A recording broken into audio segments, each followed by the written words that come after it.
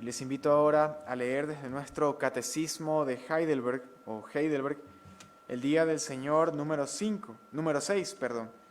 Les invito a buscar entonces la página 32 de nuestro libro azul de confesiones para leer juntos desde el Catecismo de Heidelberg el domingo número 6. Serían las preguntas 16 a la 19.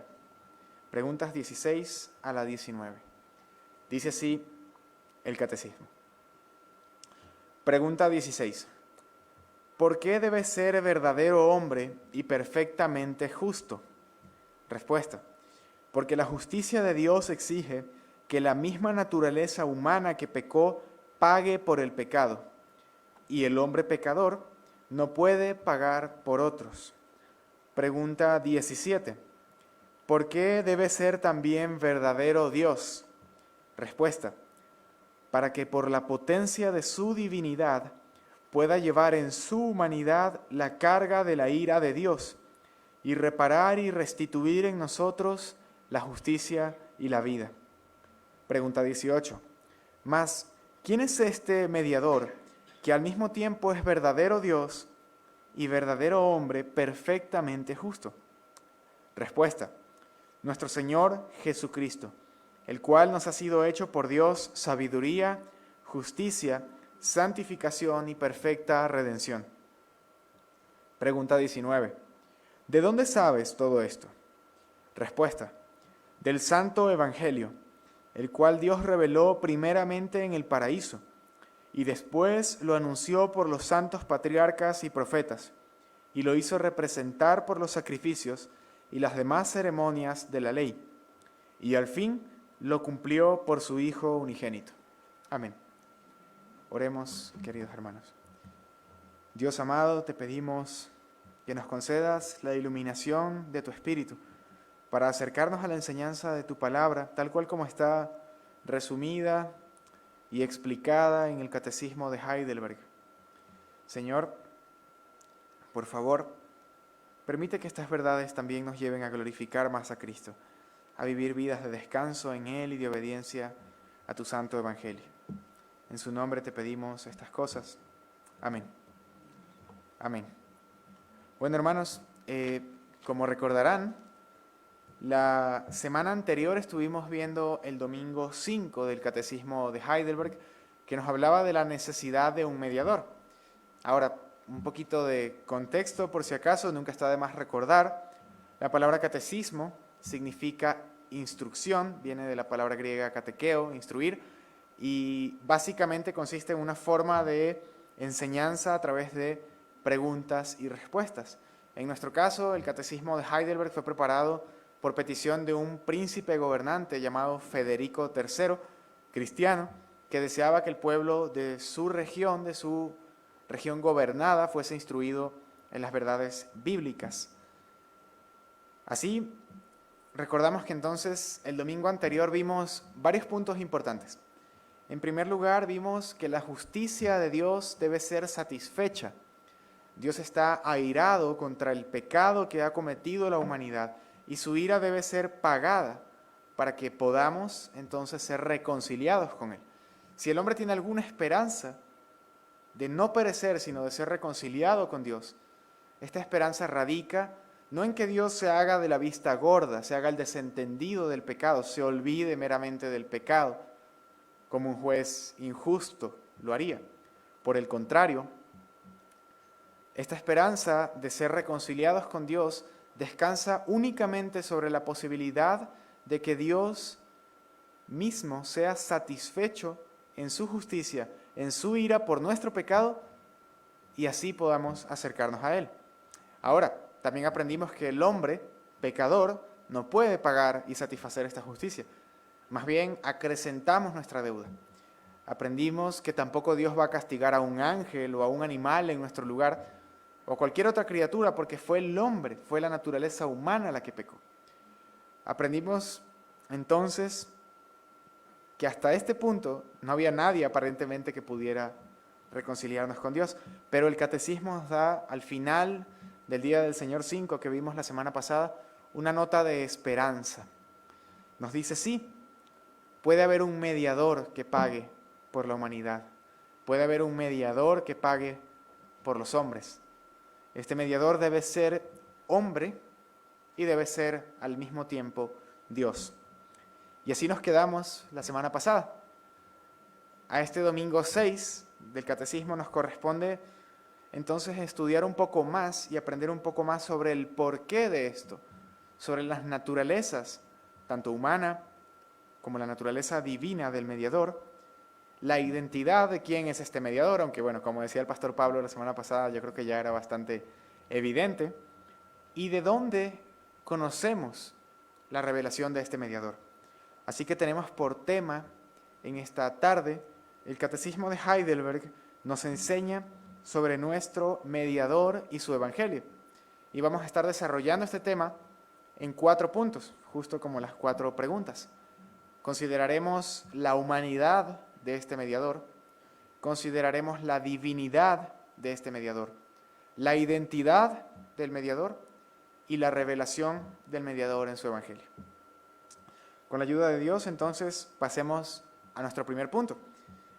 Surge naturalmente de lo que aprendimos la semana pasada, que nos preguntemos por qué es tan necesario que este mediador entre Dios y los hombres sea verdaderamente hombre y al mismo tiempo perfectamente justo. Está el Dios ofendido y los hombres, los humanos, ofensores, pecadores. ¿Por qué el mediador que trate entre ellos, que los reconcilie, debe ser verdaderamente hombre? Hoy en día, de hecho, muchos grupos y muchas personas viven viendo a Cristo, al mediador, solamente como un maestro humano, muy sabio, muy amoroso. Si ustedes le preguntan a un musulmán, el musulmán les va a decir, claro, Jesús fue un maestro, sabio, un profeta. Van a decir incluso que Jesús estaba con él, pero no van a decir que era perfectamente justo. Si ustedes les preguntan a otros grupos aparentemente cristianos que han existido a lo largo de la historia, dirían que el Hijo de Dios tenía la apariencia de un hombre, pero no era verdaderamente un hombre como nosotros. Estos grupos gnósticos pensaban que todo lo material, todo lo tangible, lo que se podía palpar, era pecador, era malo. Entonces no podían entender cómo el Hijo de Dios, el mediador entre Dios y los hombres, podía ser un hombre. Entonces, en un mundo que está tan expuesto a ideas tan distintas, tan erróneas, ¿por qué es tan necesario que sepamos y creamos que nuestro Redentor es verdadero hombre y perfectamente justo? ¿Por qué debía ser así el mediador? Bueno, el Catecismo responde a esto afirmando que la justicia de Dios exige que la misma naturaleza humana que pecó pague por ese pecado. Eso es respecto al principio. ¿Por qué debe ser un hombre? Porque como aprendimos la semana pasada, Dios sería injusto si castigara a otra criatura.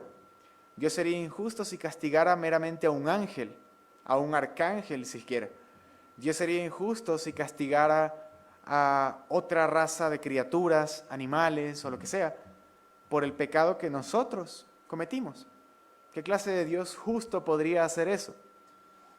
Y en segundo lugar, dice el Catecismo, que el hombre que es pecador no puede pagar por otros. Por eso era necesario que fuera perfectamente justo. Esto ya lo aprendimos la semana pasada, pero es tan importante que el Catecismo vuelve a reiterarlo. Lo aprendimos en las preguntas 13 y 14, pero de nuevo lo encontramos en la pregunta 16, como para que no se nos olvide. Es tan necesario que debemos comprobarlo y creerlo a la luz de lo que la Escritura nos enseña. En primer lugar, es nuestra naturaleza la que es culpable del pecado. Les invito entonces a Romanos capítulo 5. En Romanos capítulo 5 leemos lo siguiente, versículos del 12 al 15. Es la naturaleza, o mejor dicho, versículos 12 y 15. Es la naturaleza humana la que pecó, dice el apóstol Pablo. Por tanto, como el pecado entró en el mundo por un hombre, y por el pecado la muerte, así la muerte pasó a todos los hombres, por cuanto todos pecaron. Y en el 15 dice, pero el don no fue como la transgresión, sobre todo énfasis en esto que sigue. Porque si por la transgresión de aquel, hablando de Adán, murieron los muchos, abundaron mucho más para los muchos la gracia y el don de Dios por la gracia de un hombre, Jesucristo. En segundo lugar, aparte de ver que nuestra naturaleza fue la que pecó, nos queda claro desde el domingo pasado que un pecador no podría pagar por otro pecador. Si cualquiera de nosotros quisiera, hipotéticamente, decimos, bueno, yo soy verdaderamente humano, entonces yo voy a ser el mediador. Y cualquier ser humano pretendiera, simplemente por ser humano, ser el mediador entre Dios y los hombres, como lamentablemente, por ejemplo, la Iglesia de Roma afirma del Papa en algunas de sus afirmaciones. ¿Qué pasaría? Bueno, fallaría absolutamente. Podrían crucificar 1000 veces seguidas a cualquier ser humano pecador y no bastaría ni para pagar su propio pecado. Más bien, mientras estuviera en ese tormento, probablemente seguiría pecando y seguiría incrementando la ira de Dios sobre sí y la paga que le debe a la justicia de Dios. Siendo culpable, ningún ser humano tiene ninguna justicia, ninguna obediencia que ofrecer en lugar de otros pecadores. Por eso es sumamente importante que reconozcamos y confesemos la necesidad de la perfecta humanidad de nuestro Salvador, pero no solo de su humanidad, como acabamos de ver en Romanos 5, sino también de su absoluta justicia. Les voy a leer de la epístola del apóstol Pablo, de la epístola a los Hebreos, creamos o no que la escribió Pablo. La epístola de Pablo a los Hebreos dice lo siguiente, en los versículos 26 al 27 leemos, porque tal sumo sacerdote nos convenía, capítulo 7, 26 al 27. Porque tal sumo sacerdote, hablando de Cristo, nos convenía, santo, inocente, sin mancha, apartado de los pecadores y hecho más sublime que los cielos, que no tiene necesidad cada día, como aquellos sumos sacerdotes, de ofrecer primero sacrificio por sus propios pecados y luego por los del pueblo. El autor de Hebreos está haciendo mención a la realidad de la mejor calidad del sacerdocio de Cristo, de lo mejor que es el sacerdocio de Cristo en relación al sacerdocio del antiguo pacto. Y lo dice basándose en esto. Cristo no tiene necesidad de ofrecer sacrificios por su propio pecado, porque no lo tiene. Los sacerdotes tenían que limpiarse primero ellos, antes de acudir a la presencia de Dios para ofrecer expiación por el pecado del pueblo. Cristo no tiene necesidad de esto. Por eso el apóstol dice, tal sumo sacerdote, tal mediador nos convenía, uno que fuera santo y sin mancha. Entonces vemos la necesidad bíblica de entender esta realidad. El mediador entre Dios y los hombres debe ser un hombre, porque el pecado entró por un hombre. Y asimismo debe ser remediado por un hombre. Debe ser cargada la ira de Dios sobre un hombre. Pero también debe ser un hombre absolutamente justo, que no tenga ningún pecado por el cual pagar ante Dios. Llevado a la práctica, hermanos, esto debe llevarnos a descansar agradecidos en la bendición de que nuestro Redentor se encarnara, se hiciera hombre. Al venir a esta tierra y obedecer en nuestro lugar como hombre, al morir por nosotros y resucitar con un cuerpo humano glorificado, Cristo ascendió a los cielos y desde allí, en ese cuerpo, intercede y reina por nosotros. Y nos asegura, cuando meditamos en esto, cuando meditamos en que la naturaleza humana, en el sentido en el cual ha sido redimida en Cristo, está ahora gobernando desde los cielos, en Cristo, podemos descansar sabiendo que esto nos asegura que nuestra misma naturaleza, nosotros, humanos, seremos librados del pecado, seremos dotados de cuerpos glorificados y reinaremos juntamente con Cristo. Pero todo esto es imposible. No podemos encontrar este consuelo a menos que recordemos que esta nueva humanidad empieza en la humanidad de nuestro mediador, en la verdadera humanidad de nuestro mediador. Así que hermanos, niños, todos nosotros, no dejemos nunca que nadie nos engañe diciéndonos que Cristo no era un verdadero hombre, que nuestro mediador tenía solo la apariencia de un hombre.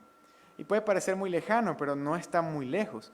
Podemos toparnos con alguien en la calle, podemos toparnos con alguien en el colegio, en la universidad, en lo que sea, en el trabajo, que piensa así, que tenga ideas medio místicas, que están ahorita muy de moda. Y un cristiano que no esté firme en la enseñanza de la Escritura sobre esto puede caer y puede perderse del consuelo que realmente ofrece saber que el mediador entre Dios y los hombres es un verdadero hombre. Pero como habíamos aprendido la semana pasada, no podía ser solamente un verdadero hombre. Debía ser también un verdadero Dios. Eso nos lleva a la pregunta 17 del Catecismo, un aspecto más a considerar, la divinidad del mediador, nuestro segundo punto. Ya vimos por qué es necesario que este mediador entre Dios y los hombres sea verdaderamente humano. Ya vimos por qué es necesario que sea verdaderamente justo, para no tener que pagar por su propio pecado, sino representar el nuestro. Pero ¿por qué es también necesario que sea verdadero Dios? Nuevamente, algo de esto ya se nos adelantó el domingo pasado, pero se nos vuelve a insistir en la pregunta 17. Es tan importante que el catecismo vuelve a insistir en ello. Recordamos que habíamos aprendido que una mera criatura, así fuera el hombre perfectamente justo, no podría soportar la tremenda ira de Dios contra el pecado. El mediador tendría que ser más poderoso que todas las criaturas que existen para poder soportar tal cosa. Y esto nos muestra, en primer lugar, lo terrible que es el pecado. El mediador debía ser Dios mismo, porque la ira de Dios era tan grande, la traición era tan grande, que ninguna criatura, ni siquiera un hombre perfectamente justo, si fuese solo un hombre perfectamente justo, podría pagar tal justicia que se necesitaba, podría soportar la carga de tal ira. En la pregunta se dice entonces, cuando responde el catecismo, que esta divinidad del mediador era necesaria, leemos, para que por la potencia de su divinidad pudiera llevar en la humanidad la carga de la ira de Dios. En su humanidad, la carga de la ira de Dios. Y reparar y restituir en nosotros la justicia y la vida. En primer lugar, vemos que era necesaria su divinidad, como ya adelantamos, para que pudiera soportar la ira de Dios. En Hechos 2:24 se nos dice, por ejemplo, que era imposible que la muerte, que era el pago del pecado, retuviera a Cristo.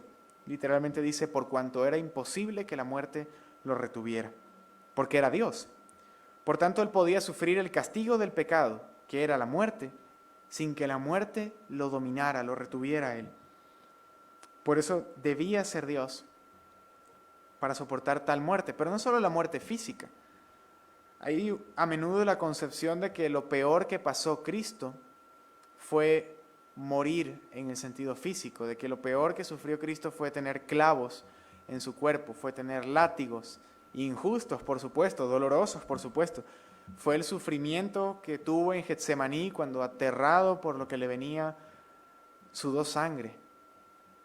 Pero aunque esto puede parecer, y es efectivamente impactante para nosotros al recordarlo, un ser humano podía soportar latigazos.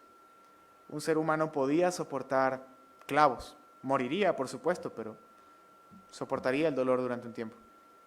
Lo que ningún ser humano hubiese podido soportar ni por un segundo era el infernal tormento del desprecio y la ira de Dios hacia el pecado. El santo Hijo de Dios, que no había hecho nada malo, que no había cometido ni un solo pecado, experimentando un rechazo que ninguno de nosotros ha tenido que experimentar. Eso tuvo que experimentar, y solo lo pudo experimentar porque era Dios mismo, quien estaba soportando la ira divina contra el pecado. Nadie, ningún ser humano merece que lo amemos tanto como a Cristo por eso mismo. Por eso la idolatría es tan terrible, por eso es tan terrible poner a alguien en el lugar de Cristo, amar a alguien más que a Cristo, atesorar a algo más que a Cristo, porque nadie, absolutamente nadie en nuestras vidas podría haber soportado la terrible ira de Dios contra el pecado. Solo Cristo, y por eso solo Él merece la gloria de ser nuestro mediador. de ser reconocido como nuestro Redentor. Además, leemos que al ser Dios la parte ofendida, era Dios quien había sido ofendido, solo a Él le correspondía, como dice el Catecismo, reparar y restituir para nosotros o en nosotros la justicia y la vida. El profeta Jeremías anunció esto, profetizando sobre el renuevo. El Mesías, que sería Dios mismo, leemos en Jeremías 23, capítulo 23, versículos del 5 al 6, leemos lo siguiente, Jeremías 23, versículos 5 al 6, hablando del Mesías, dice lo siguiente: He aquí vienen días, dice Jehová, en que levantaré a David renuevo justo, y reinará como rey, el cual será dichoso y hará juicio y justicia en la tierra. Sobre todo escuche este versículo 6, hermano. En sus días será salvo Judá, e Israel habitará confiado, y este será su nombre, hablando del Mesías nuevamente, del mediador, del Redentor, con el cual le llamarán Jehová, justicia nuestra. En primer lugar, Jeremías está llamando al Mesías, a Cristo, Jehová, Dios mismo. En segundo lugar, está diciendo que es nuestra justicia. Era necesario que Dios mismo fuese quien pudiera restablecer en nosotros la justicia y también la vida. Juan 6:51, por ejemplo, llama a nuestro mediador el pan de vida. Y por todos los evangelios vamos a encontrar pasajes en los cuales el Señor se refirió a sí mismo como dando vida en abundancia, trayendo vida eterna, etc. Solo Dios mismo podía satisfacer su necesidad de justicia de tal forma que no solo quedáramos sin deuda, porque ese es otro punto. Podríamos pensar en la satisfacción de Cristo solamente hasta el punto de dejarnos sin nada que deber, sin deuda delante de Dios. Pero Cristo y su obra fue más allá y llegó al punto de que no solo ya no somos enemigos, sino que se nos restablece la justicia y la vida. No solo ya no somos pecadores muertos en delitos y pecados, sino que somos llamados justos, somos llamados vivos, como cuando, refiriéndose en un sentido tipológico a esto, el profeta Ezequiel fue mandado por Dios a profetizar a huesos secos. De la misma manera Cristo dio vida a muertos, no a enfermos, no a convalecientes, a muertos en pecados. Solo Dios podía hacer esto y por eso era necesario que el mediador fuese poderoso, todopoderoso, Dios mismo. Además de esto, aprendemos de esta pregunta del catecismo que esto debía realizarse en unión de las dos naturalezas. No confusión, no mezcla, pero en una unión de estas dos naturalezas, divina y humana en una sola persona. El catecismo dice que el mediador debía soportar por la potencia, o sea, por el poder de su divinidad, la ira de Dios, pero debía llevarla en su humanidad. Esta unión era necesaria, Dios, hombre. No podemos dividir ni confundir las dos naturalezas de nuestro Redentor en su única persona. Él es verdadero Dios y verdadero hombre, y en virtud de su divinidad y de su humanidad puede representarnos, literalmente mediar, ser el puente entre Dios y nosotros. Por eso Cristo se presentó como el único camino al Padre, porque Él podía mediar por la parte de Dios y podía mediar como sumo sacerdote por su pueblo compuesto por hombres. Por eso, como Tomás, no podemos hacer nada más que responder en adoración a esta hermosa doctrina, caer de rodillas delante de Cristo y decirle, Señor mío y Dios mío. Y esto nos lleva entonces, por supuesto, a la pregunta 18 y a nuestro tercer punto, la identidad del mediador. Bueno, estoy seguro de que todos sabemos cuál es la identidad del mediador del cual venimos hablando, pero el catecismo no lo da por sentado. Pregunta diciendo, ¿más quién es este mediador que al mismo tiempo es verdadero Dios y verdadero hombre perfectamente justo? Y en esta pregunta del catecismo se siente un aire de urgencia. ¿Más quién será este mediador? Ya hemos aprendido la necesidad de que sea humano. Hemos aprendido la necesidad de que sea también Dios. Pero ¿quién será? Esta pregunta debería surgir naturalmente de todos nosotros. si nos detuviéramos a considerar sinceramente la gravedad del estado natural del hombre. Esta pregunta debería surgir realmente de todo ser humano en esta creación, si considerara la miseria de su pecado. ¿Quién será este mediador que sea hombre y que sea Dios, perfectamente justo y divino, que pueda representarme y reconciliarme con Dios? Por supuesto, en el mundo miles de millones de personas se pierden, viviendo para sí mismos, reprimiendo con su injusticia la verdad que conocen, la verdad de que necesitan ser reconciliados por un mediador. Y la única manera en la que podrían serlo, la única manera en la que realmente todos nosotros hemos llegado al conocimiento de la verdad y a la fe en Cristo es en un punto en el que por la gracia de Dios nos preguntamos esto: ¿quién puede pagar por este pecado? ¿Quién puede representarme? ¿Quién puede ser hombre para representarme? ¿Y quién puede ser tan poderoso para ser Dios mismo como para soportar la ira de Dios sobre mi pecado? Por la gracia de Dios, el Señor ya ha provisto de este mediador. Verdadero Dios, encarnado en nuestra verdadera humanidad, perfectamente justo y libre de pecado. Y dice el Catecismo, es nuestro Señor Jesucristo, que ha sido hecho por Dios nuestra sabiduría, justicia, santificación y perfecta redención. Cristo, hermanos, ha sido hecho por Dios nuestra sabiduría. Todo lo que conozcamos, toda erudición, todo conocimiento que tengamos fuera de Cristo, o que no tienda o tenga por objetivo glorificar a Cristo, es vano. Al final del día, a fin de cuentas, nuestra única sabiduría, no importa cuánto usted sepa, no importa cuánto yo sepa, es Cristo. Él ha sido hecho por Dios nuestra sabiduría. Y la sabiduría en términos bíblicos tiene implicaciones prácticas, no solo nuestra sabiduría en el sentido de conocimiento intelectual, sino nuestra sabiduría en el sentido de la ética que fluye de eso. Todo lo que conozcamos fuera de esto es vano a menos que tienda a glorificar a Cristo.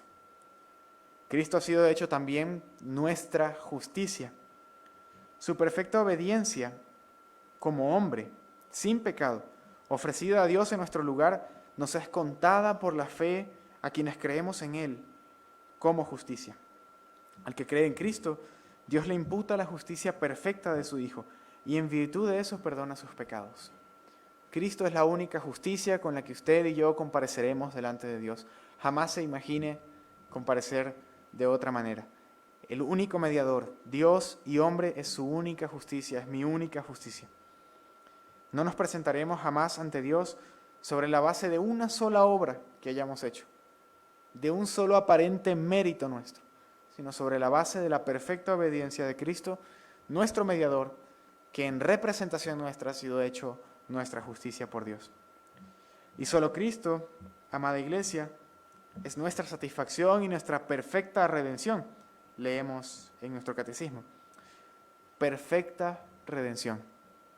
No es una redención a medias, no es una salvación a mitad de camino, no es una redención potencial o posible, o a ver si es que se alcanza, o a ver que si es que pones de tu parte y te la ganas.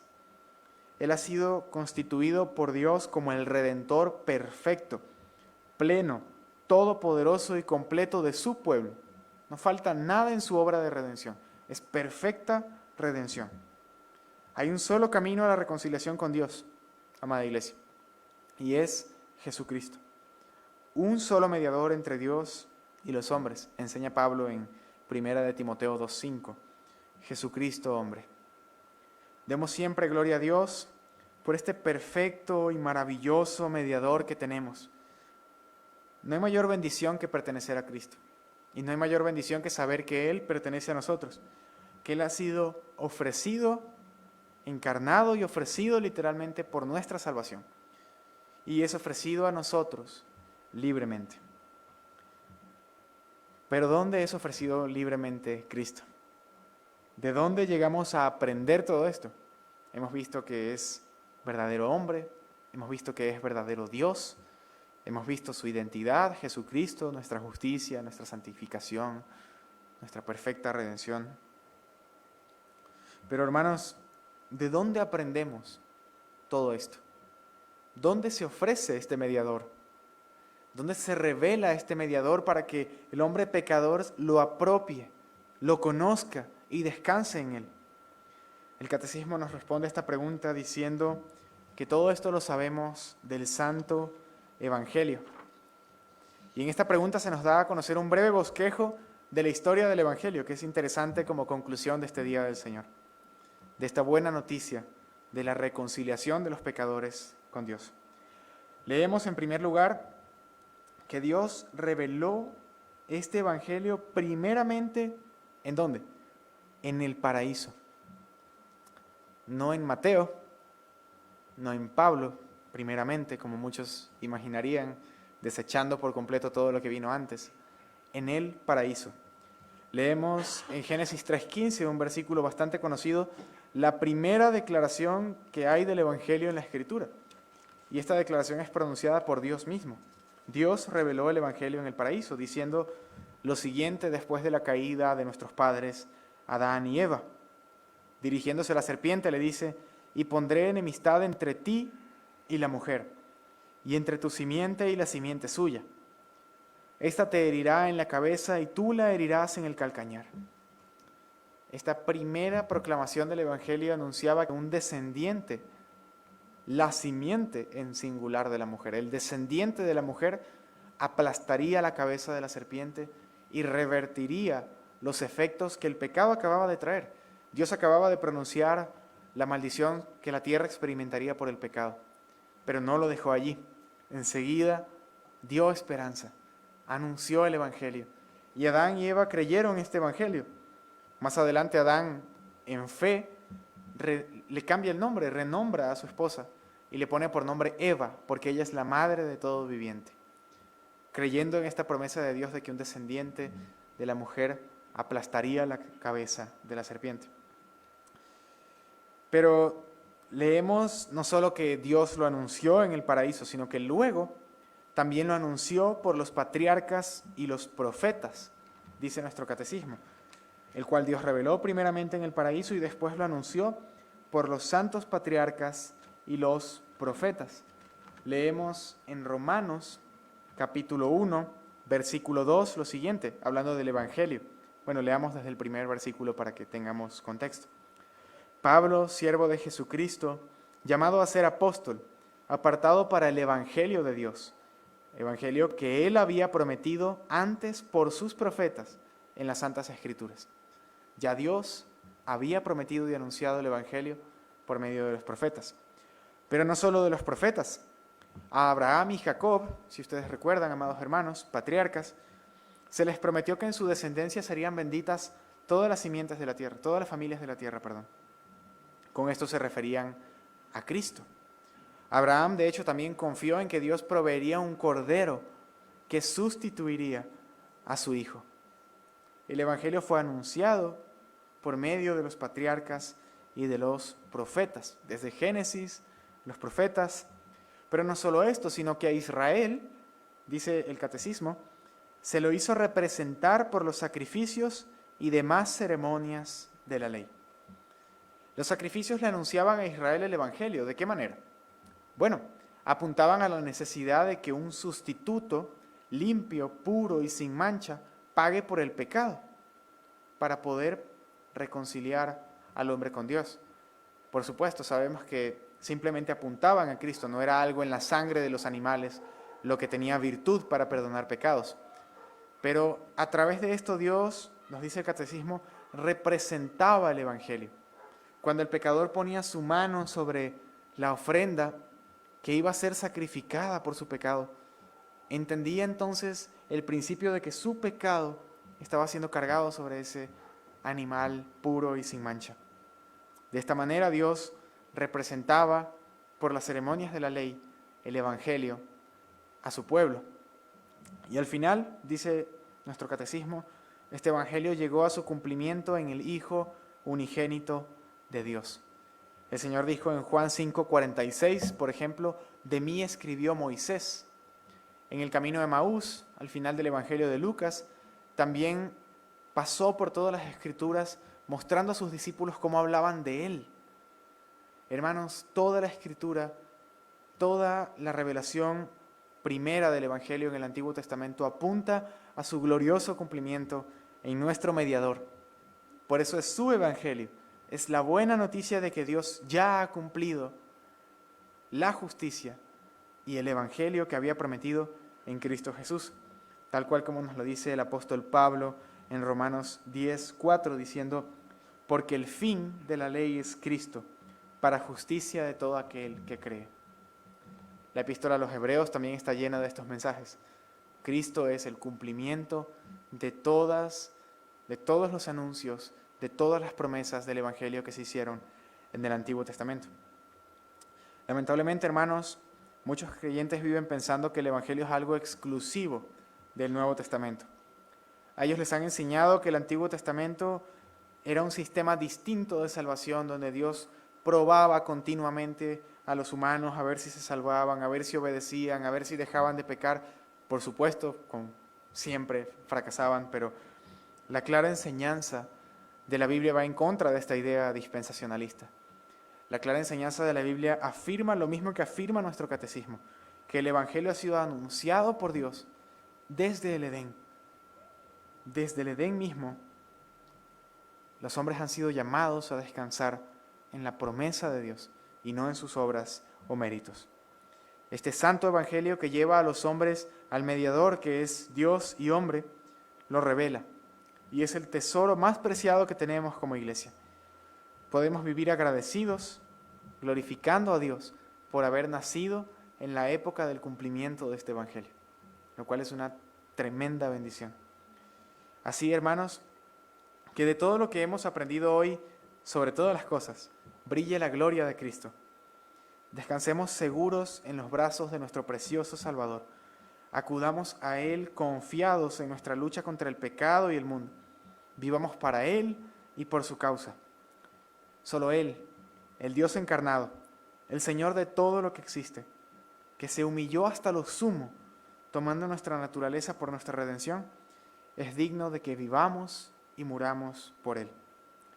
Que esto nos lleve, por la gracia de Dios, a comprender también cada vez más cuán gran tesoro es el Evangelio, a ver la unidad del mensaje de la palabra de Dios, a no perdernos de esta unidad, de esta historia única de redención que vemos cuando nos acercamos a la Escritura.